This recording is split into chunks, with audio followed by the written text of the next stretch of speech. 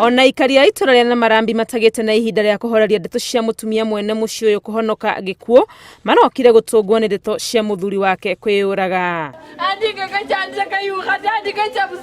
Marauga gũkoretwo na ngucanio mũciĩ-inĩ ũyũ, na ona cira ũrĩa mũndũ mũrũme ũyũ athitangĩtwo naguo mwaka mũthiru nĩ ũndũ wa gũtemanga mũtumia wake rĩngĩ ndũrĩ ũratuithanio.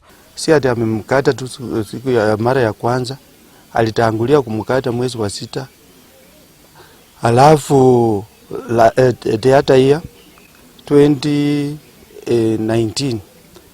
Alafu kesi ilikuwa kotini. Sheria ya Bugusu lazima nyumba itachomwa ama itabomolewa. Sasa ni kama ilani saizi.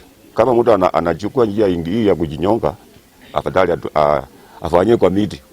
Kwa maana ataleta hasara, kwa maana huyu mama atakirudi hapa hakuna mtu atamchengea nyumba tena. Itakuwa tena shida. Kwa ihinda rĩrĩ mũtumia ũyũ ũrĩa ũrĩ na nguraro njũru aramũkĩra ũrigiti thibitarĩ-inĩ mũnene wa Webuye. She sustained deep cuts to the head and fractures of upper limbs. Currently she's in stable condition.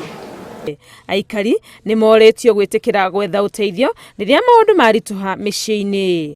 Watu wanapoamua kuchukua maisha yao kwa sababu wanatoroka shida, sio vizuri. Tunataka tu tuwahimize watu wetu ya kwamba kukiwa na shida yoyote, jaribu kuongea, jaribu kuita wasee wakupe ushauri ili tuweze kusuluhisha. Mwĩrĩ wa mũndũrũme ũyũ nĩ ũtwarĩtwo mocarĩ ya thibitarĩ o ĩno ya Webuye. Ngiribotera NGERO TV rĩtwa rĩakwa nĩ Wangui wa Mwangi.